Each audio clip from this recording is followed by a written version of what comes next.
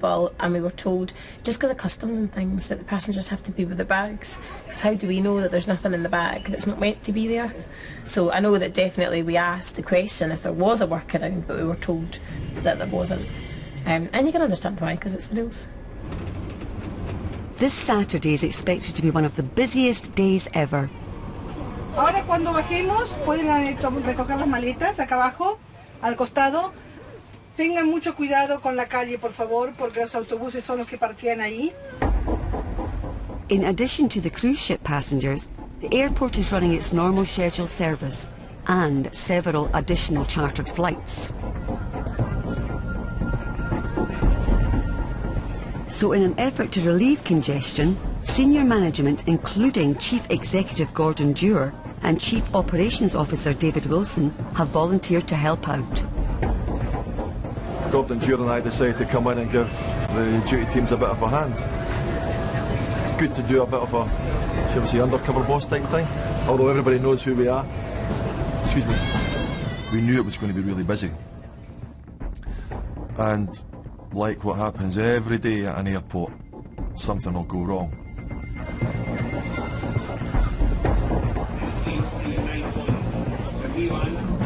Representatives of the cruise company are on hand to assist the Spanish tourists and to keep an eye on the efficiency of the operation. Well, today we have disembarking guests from the ship, around 1,200, and another 1,100 embarking. It's about 2,400 guests going in and out of the airport at almost at the same time. We distribute it along the day, but in the end they have this crossing during the embarkation and debarkation. And we are here to help, to make sure that they can do it as smoothly as possible. The staggered bus timetable hasn't worked. Many of the buses have arrived too early, full of passengers eager to check in. And as the first of several passenger surges reaches its peak, the baggage hall reports a major breakdown. As you can see the camera at the top, all the trays have actually stopped at the moment.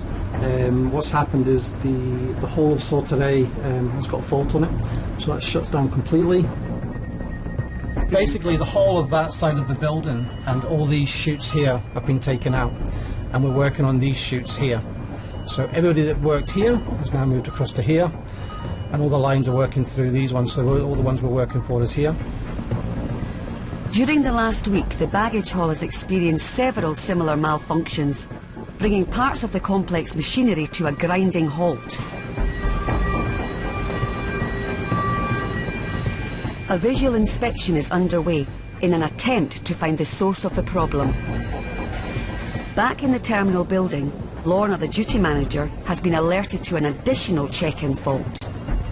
The baggage desks, the check-in desks at 26 to 31 have lost power on the baggage system, which the bags are injected into the system.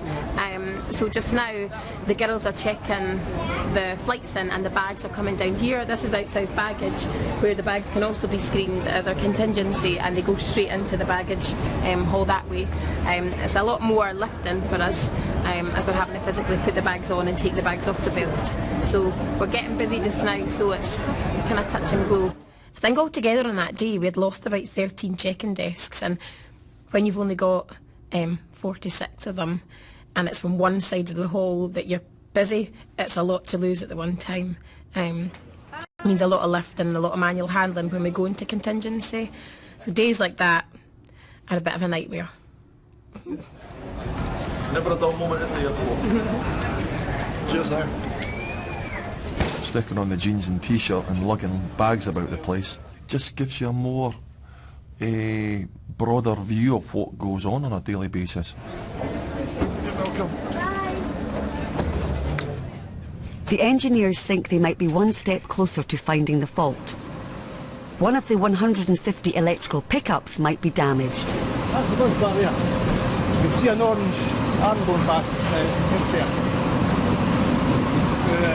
that's getting the electricity for there, up into the carriages and round. So what's wrong with the thing then? What's wrong with it? I'll show you in here. That could be the problem. This is actually really good. That was worn through. That was one earth. and that's what could be happening there just now. But you've got to find that, and you've got 150 carriages on that, so it could be any one of the 150. But that's what could be causing faults. See the copper showing? Like I say to you there, if that's rubbing, it hits the track, you get a short, that's it. So that's what's probably happening today. Front of house, David Wilson and his colleagues are keeping the system going. Just. It did take me a couple of days to recover in terms of my back. I think we shifted about 3,000 bags that morning. But yeah, it just shows you my new job means that I don't do as much physical hard work as I perhaps did in the past. To buy some time, the engineers run a complex diagnostic test to trace the fault. If successful, the defective component can be isolated and repaired at the end of the day. When the carriages get to this point here, they'll tip, but they're okay. If they're faulty, they'll not tip. And as soon as they get to the bottom corner, they'll reset again. That should be them all now. They should all tip, that's settled.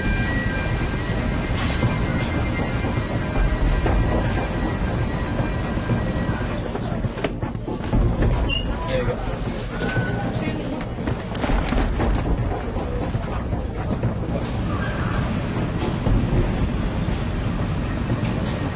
That's a faulty carriage there, it's no tipped. So that'll get paid out tonight for service and take that out and replace it. It seems to be okay, it seems to have settled. I think we've maybe disturbed it and it's settled it, it's okay just now.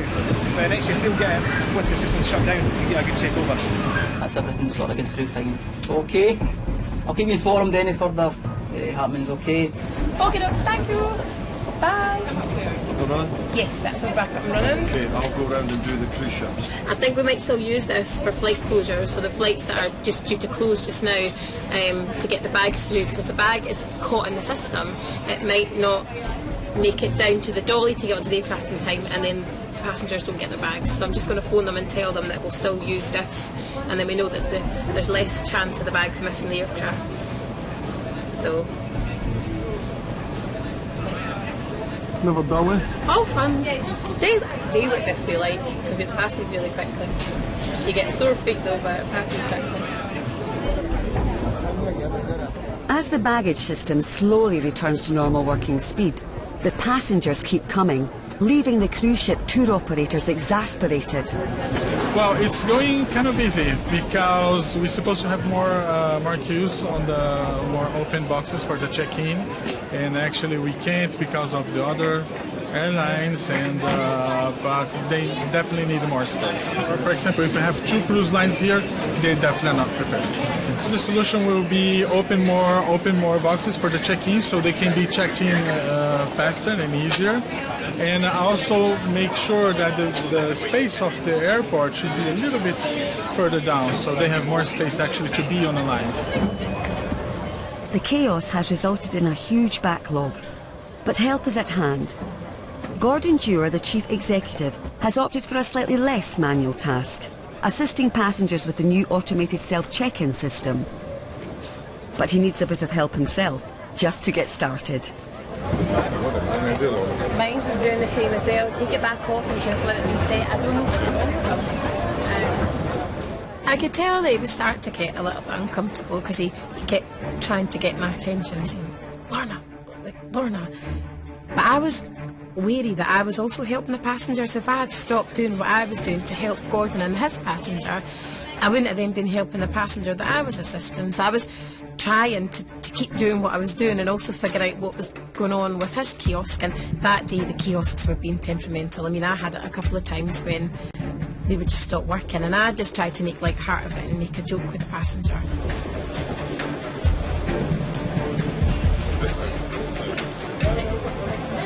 I was delighted to be there helping, and but it's uncomfortable when you got 10, 20, 30 pretty disgruntled people, rightfully disgruntled, telling you you're not very good.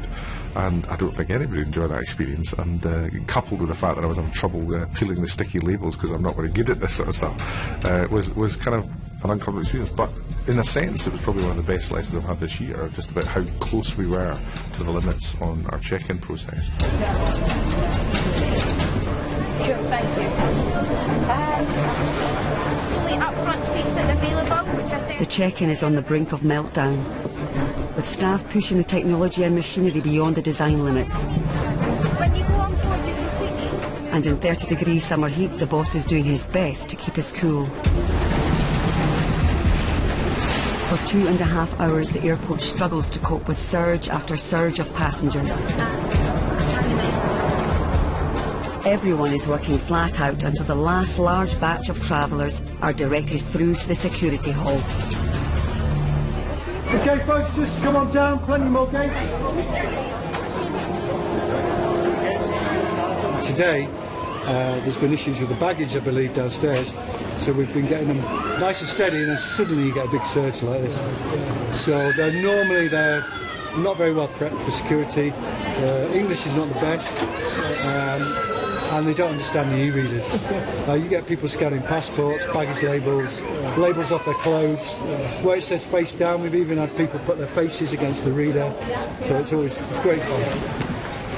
It's been the busiest day in the airport's 50-year history, processing almost 40,000 passengers, but not a single bag was reported missing, and no passengers missed their flight. Okay, thank you. It's a shame about the airport. The airport is rubbish. You can't cope with the traffic. What's happened to you today? Oh, just a disaster.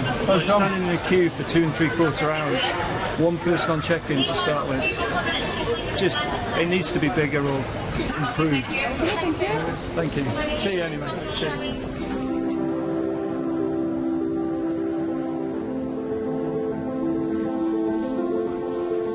5 days later, and it's another big day at Edinburgh Airport. Thoughts of the terminal crush have been put to one side to welcome the first ever Boeing 787 Dreamliner. This is BA's inaugural flight with their brand new